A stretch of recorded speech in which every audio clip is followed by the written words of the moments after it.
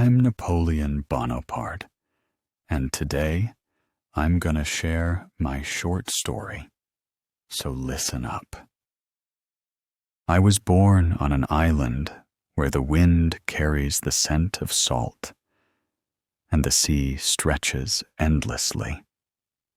Corsica, my first homeland, but my true destiny lay elsewhere. I always knew I was meant for something greater. France, torn apart by revolution, was suffering. The kings had fallen, and a new era demanded new leaders. I was just a young officer when fate first smiled upon me in Toulon. The English and royalists had seized the city. The French army stood on the brink of defeat. They entrusted me with the artillery. I saw the generals hesitate. They delayed, they argued, they wavered. But I did not. I studied the map, assessed the positions, and ordered the cannons to be set on strategic heights.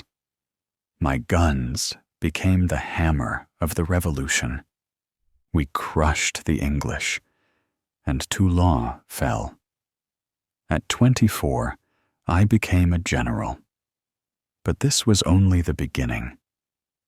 Revolutionary France needed protection.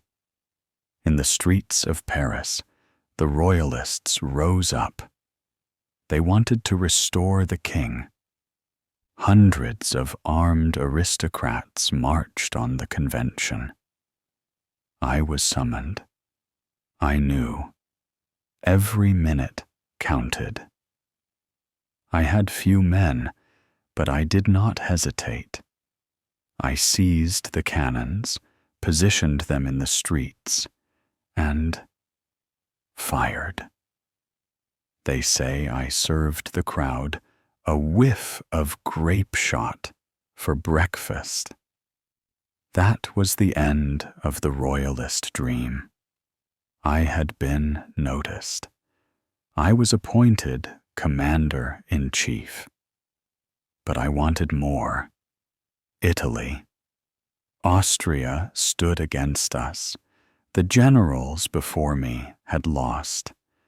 But I knew speed and decisiveness were my allies.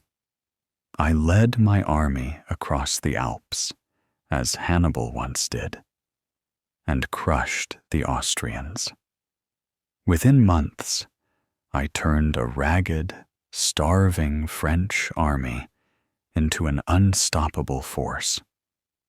I wrote to Josephine, "I have achieved triumph. But without you, it means nothing. Write to me, my love, every day, or my heart will freeze among these victories." But Josephine did not always reply. Egypt. I sought to cut the English off from India, to strike at their trade. The pyramids had once seen the legions of Caesar. Now they saw me. I shattered the Mamluks, but the sea remained in England's hands.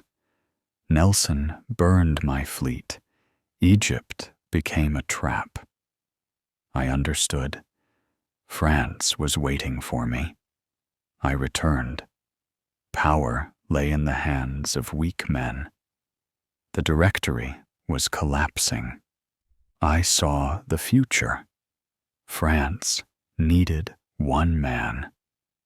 In the decisive moment, I entered the council. And when the old men cried out, "Leave, usurper!" my soldiers surrounded them. I became first consul. But even that was not enough. The year 1804. I stood in Notre Dame. The Pope was beside me. He was meant to place the crown upon my head, but I took it myself. I proclaimed myself emperor. France had become great. But ahead lay Europe. Wars awaited. Waterloo awaited. But that is another story.